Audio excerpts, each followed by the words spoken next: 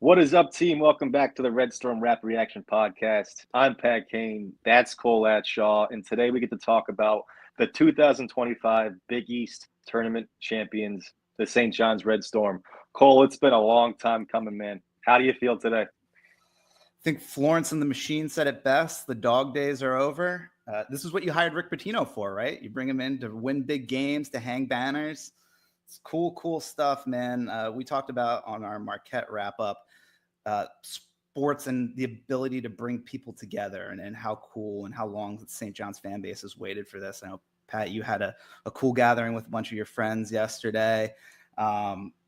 We also talked about the ability, like spending time with friends and family, with loved ones. I think about a few cool stories over the course of the season. I was on Ryan Olson's Twitter Spaces last night, who does awesome like late night job. And Ryan has a cool story. His dad's a longtime suffering fan. Ryan's a current student who I think is on a gap year, kind of doing the Grateful Dead groupie thing of following Good the for Johnnies Ryan. around the world. So like just cool story there, and someone who I've personally never met, but he's a real superstar on SJUBB Twitter, and that's RG3 Robert Gunther. Ran into him and his family after the Kansas State game that you and I were at, and multiple generations of his family all decked out in red. I think back in the day, inducting young children into St. John's fandom that early was probably child abuse, but it's a different era, it's a different reign. And those stories kind of make me think about my family and, my dad, first generation Latshaw Johnny, when he accepted a teaching position at St. John's in 2000. And that led to me and Sean becoming alumnus and spending countless hours at MSG or Carnesecca watching this team, talking on the phone about St. John's basketball recruiting. Hey, Pultzman just changed his avatar to a broom. What could that possibly mean? And then volunteering our time when my dad first brought the Pediatric Cancer Research Foundation Dribble for the Cure fundraiser to St. John's from UCLA and helping him get that established. I think about my mom, who sent me 2 text messages on Friday after the Marquette game. Go Johnnies, and when's the next podcast coming out? I think about my I'm sorry.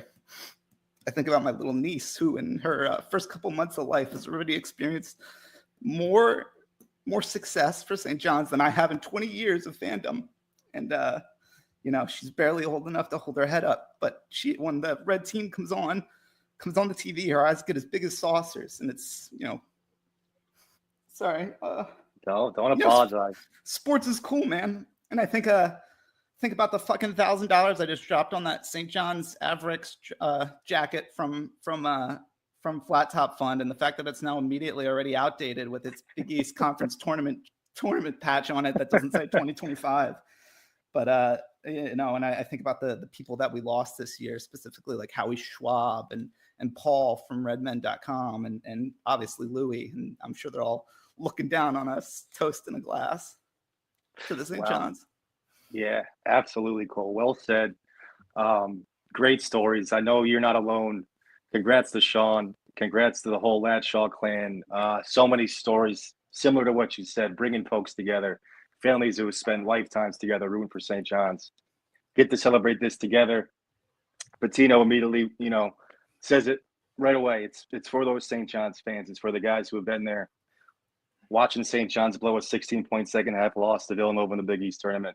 Watch them struggle to even make the Big East tournament a few years when we had Norm Roberts as a coach. To now cutting down the nets, Big East regular season, Big East tournament champions, sitting here anxiously waiting on Sunday morning, waiting to see where we land in the bracket just so we can predict what might happen next. And there's nothing that's not on the table for the St. John's team. They've proven it time and time again with their coach, with their team, with their fans. Put us anywhere in that bracket against any team, and I'll take this team against anybody out there. So thanks for sharing those stories, Cole. I mean, I know it's not easy to express emotion like that, but it's what being a St. John's fan has been like this season, and it's not just you, it's everybody out there that feels so much like that. Yeah, we've seen a lot of bad basketball over our time, a lot of heartbreak over these last 20 plus years. But I wouldn't change a second of it because it makes enjoying this success that much better. It makes appreciating a team like this and a coach like Rick Pitino that much easier.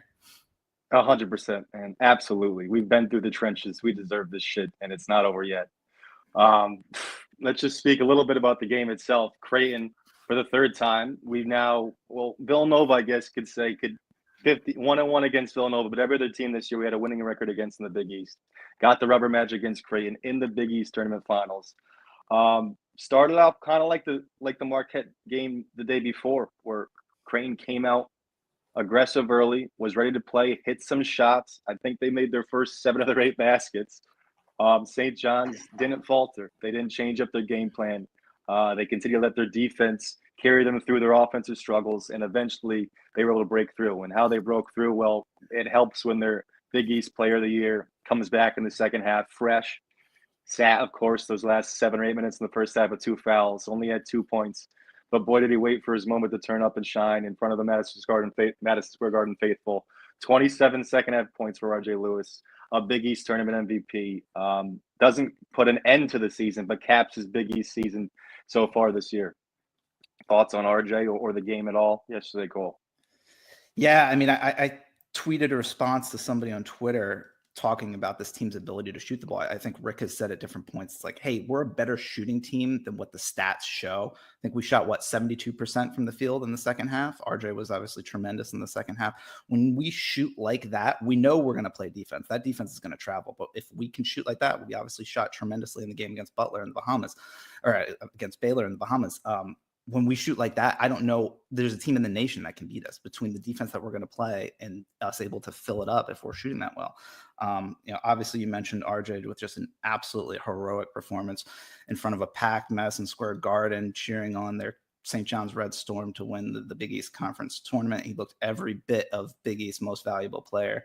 I said before we got started here, one of the cool things I thought about the last 3 days in the Big East tournament was I thought we had 3 different games and you had 3 different MVPs in those different games. You had the Butler game. I thought you could have given MVP to either Aaron Scott, who had an amazing second half in that game, or Kadari, who flirted with another triple-double. Then obviously you have Marquette and Zuby's unbelievable performance with 33 points, setting the record for St. John's points in a Big East tournament game. And then you have RJ yesterday. It's just incredible. Pick your poison. Who do you want to stop? Because you're not going to stop all 3. You're not going to stop that whole team.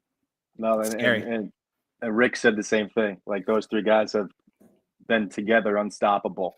And those 2 games, individual performances, RJ last night with 29 points and Zuby in the semifinals with 33 points, are obviously going to stand out as those big-time individual performances.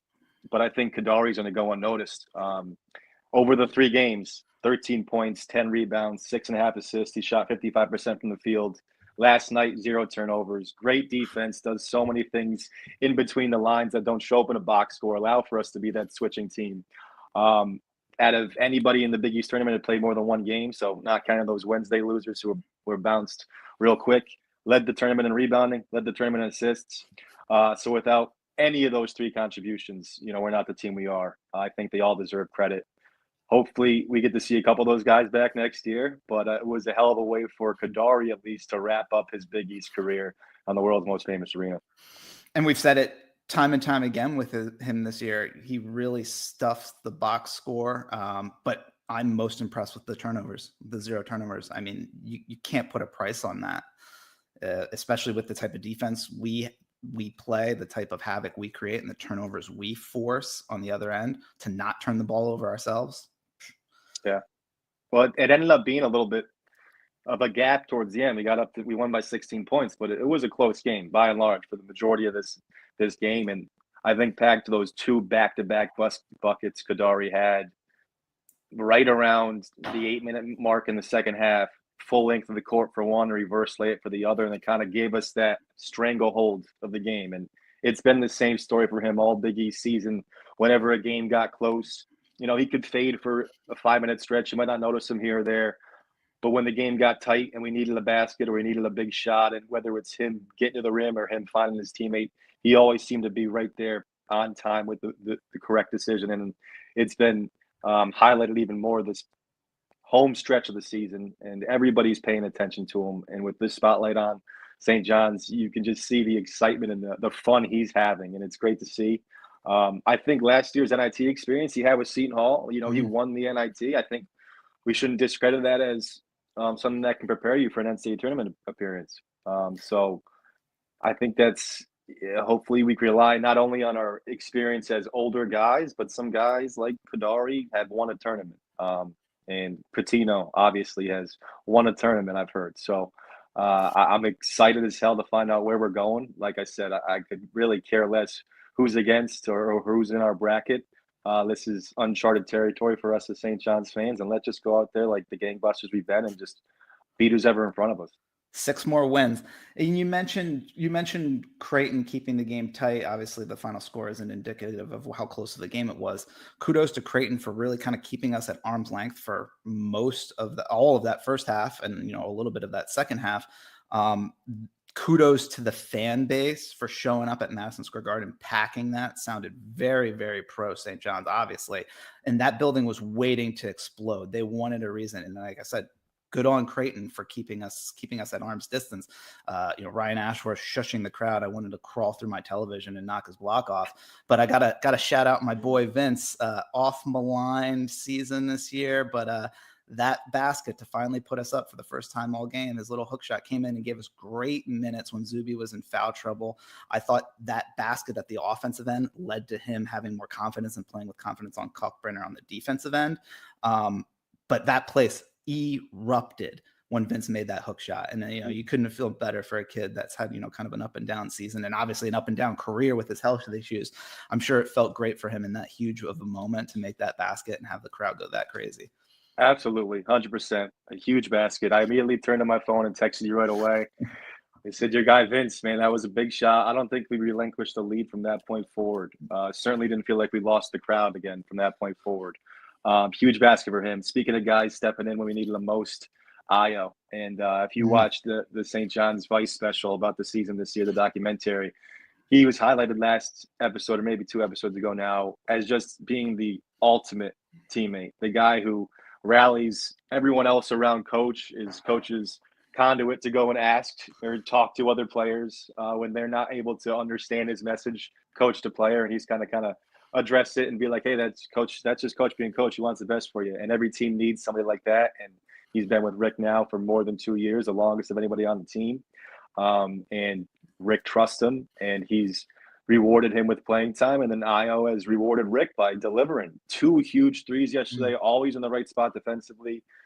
We won by 16 points, and eventually we got a hold of that game. But if he doesn't come in and hit those shots, and we go from being down 10-4 to being down 16, 17-4, it's a whole different game. And you might be in a spot where you're not able to climb out of that hole, or Creighton's able to jump on you early, and they ride that wave out to a Big East Tournament championship. So I don't think you can take that for granted, those minutes that I was able to give you, and he's been able to do that now for more than a month of the season. It's just one guy after another stepping up. Everyone's had their moments. Davon was able to make plays again in the second half that only he can make, spurts that only he's able to bring to this team with his speed and agility. Wiltshire, a big-time basket early in the game, again, helping us kind of stymie that start by Creighton. A dunk late. Aaron Scott, battling through injuries, hit a big 3 late that mattered. Pretty much everybody who's wearing a St. John's jersey this year has played an important role in anything that's been done in terms of the whole encompassing season. And it's great to see, from Coach Patino down to our very last guy on the bench. And they all deserve credit. They all deserve to hold up that trophy. There's going to be so many freaking pictures and memories of this to go on for years to come. But with Rick Pitino, man, we can't just stop and enjoy it. We got more things to accomplish, and I think it's going to be not too long till we're cutting down those nets again. Yeah, and good job on Rick for keeping these kids blinders on and recognizing that the job's not finished. I mean, obviously there was a little celebration yesterday, but I think every quote from the kids was, "Hey, we're not done yet. We're going to keep this going." And but I hope at some point when the season's over, these kids have the time to look back and reflect on what they've accomplished, because I don't think they truly grasp it yet of where they've put themselves in the pantheon of New York greats and what that means in a city that loves their sports and loves their basketball so much. I mean, these kids are going to be remembered in the history of St. John's greats forever. You talk about Sim and Kadari, Jersey and New York kids. They'll be able to walk around their home city and get shouted out for being Johnny's legends and never pay for a drink ever. Aaron Scott and Zuby, kids from Texas adopted by New York City. It's so cool. RJ, one day 40 years from now, RJ will be a 60-year-old man sitting courtside and getting announced as the 2025 Big East Most Valuable Player, just like Walter Berry was this weekend. And he'll have an entire sold-out Madison Square Garden rise to their feet for him. 2025 and 2026. Maybe, yeah, very much possibility. I don't know. He might have earned himself a draft position with some of these performances. But, Davon Smith, shout out to Paul Snyder, who I really like his sort of way of handling his media interviews and stuff. But he had some cool on-court interviews with some of the kids yesterday. And Davon Smith had a really cool interview where Paul asked Davon to talk about his toughness. And through a big smile, Davon says, "I'm so tough. I'm New York tough." And I mean, that's a kid from Georgia, and he is right. He is New York tough. Hell yeah. So Pat, let me ask you, man. I thought Gus Johnson asked Rick a really interesting question that had me bending my mind all night. He asked Rick, what moment this year did you realize that this team was really something special? And I think in typical jackass Rick Pitino fashion, he responded 10 minutes ago. Well, I think he was being a little facetious, but I was wondering, I was like, what was my moment this year where I was like, wow, this is different. I need to sort of take myself away from past St. John's trauma and appreciate this team. And what I came up with, which I think it was the pretty viral clip of the end of game sequence of us playing defense at the home Marquette game, where the players were just switching everything defensively, creating havoc, almost getting steals. Ball gets kicked back almost to half court. Marquette finally, through a bunch of different switches and screens, is able to get a somewhat open corner three right at the end of the shot clock, and Kadari sends it into the out of bounds, and the entire Madison Square Garden erupts. That was my first time of realizing, wow, this team, especially on the defensive end, is really something special, and New York has really wrapped their arms around them. Hearing Madison Square Garden get that loud. So that was my sort of big moment for this season of realizing that this was different. Where would you go? What would you say was like, wow, your moment of, wow, this is a special team? Well, in a moment full of seasons, right? And that's a really good moment. And maybe my single favorite 30-second clip of all season is the one you just described, that defensive sequence against Marquette. A couple stand out, so I'm going to cheat here. All right. That game, the Bahamas trip, the first half of Baylor, and the game against Virginia, where I thought we played as good as any St. John's team for that 60 minutes of basketball. Any St. John's teams I've ever seen. And we got up 15 points against a really good Baylor team, and we destroyed Virginia the very next day. And I saw talent, I saw teamwork, I saw a bunch of things I thought go into being a very good basketball team. So that's when I first thought, this is a team that, if playing well, can play against any team in the country, and we've got a coach who can coach against anybody. So if you got those two things, why worry about it? But later in the season, when we were really hot and we won that Marquette and UConn game back-to-back to kind of solidify ourselves as a national contender, we lose that Villanova game immediately after, in kind of heartbreaking fashion. Maybe not heartbreaking fashion, but we had a chance to win it late. We didn't pull through. And that was kind of a testing point for St. John's. You rode this wave. You were as high as you could be. Did you peak too early? Have you let it got to your head? Now you lose one you shouldn't have lost. Is it going to snowball into an end of the season that's not like we saw, for January and February? But St. John's immediately got back to work. From that point forward, haven't lost again. 9 straight wins now going into the tournament. So I would say being able to turn that page and not letting one bad thing affect us, kind of going back to that speech, that viral speech Coach Pitino had where, we don't want to worry about your missed shots. It's on to the next play. We're not going to worry about your missed game, your missed shot against Villanova. It's on to the next play. It's on to the next team. And for them to be able to turn that page and to be able to not just be a team that peaked in February, but now I'm feeling like we haven't. Last night, this week, I think is the best basketball we played all season. And to imagine the season we've had leading up to that, to believe we hadn't peaked up until that point, and there's still a level we can get to be, is something to give you excitement for Sunday night on Selection Sunday. And let me add to your point on Baylor as I continue to give the fan base its flowers. Zuby obviously missing those 2 free throws at the end of the Baylor game and literally being in tears on the sideline. And the fan base, and Dave, I know he spearheaded a lot of this, kudos to him, chanting Zuby in the pregame introductions, or prior in the pregame warmups the next day. I know how much that meant to Zuby. I know how much that meant to Rick Pitino when he said that's when he truly fell in love with St. John's. I know how much that meant to Zuby's family when they posted that on Twitter. That's another really cool moment this season. And like Rick Pitino said, they're not going anywhere. They're not going anywhere. And just as you were saying that, I got a text message from a girl I graduated from high school. Hey, congrats on St. John's win last night. I graduated high school in 2009, and that, I was a kid that wore a St. John's t-shirt every single day in school. People used to just go around and give me shit about St. John's losing to Syracuse or who is St. John's? Is that even a team anymore? Not anymore, guys. Be proud, wear it proudly. St. John's is here. They're here to stay. So if I can just throw a few things out there before we wrap up. I know I try to never really tell fans where to spend their money or anything like that. You and I try not to promote we're not connected to any of the NIL collectives or anything like that. But if you're on Instagram, check out Red Storm Rise. They have partnered with Storm Marketing to do a bracket challenge, a $10 or $20 payment contribution to Storm Marketing earns you the ability to submit brackets. I know a lot of us at this time of year just light money on fire, putting together stinky brackets that are busted within the first couple seconds of March Madness. But it's like, if you're going to give money away, me all the time, if you're going to give money away, like, why not give it away in a donation to Storm Marketing that's going to help the student athletes at St. John's? There's a lot of cool prizes. I think, signed Rick Pitino basketball, some tickets for next season, some Storm Marketing gear. Check them out, Red Storm Rise on Instagram. And if I guess I'll end it the same way I started it, with another quote from Florence and the Machine. The horses are coming, so you better run. We know how much Mike Rapoli loves his horses, and this team has a bunch of thoroughbreds. Yeah, thanks. We should always, every episode, thank you, Mike Rapoli, for everything you've done and will continue to do for St. John's. Thanks to Florence and the Machine for this soundtrack we've been riding out on.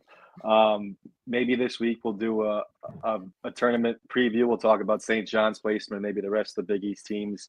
Fingers crossed that Xavier gets in, St. John's gets, Big East gets 5 teams. But really all that matters from this point forward is St. John's stays healthy. They perform well. We go out and support them. We ride this season till they no longer can ride it, fellas. For Cole, for myself, for the late, great Malik Sealy, this has been the Red Storm Rapid Reaction Podcast. For Louis Carnesecca, thank you all.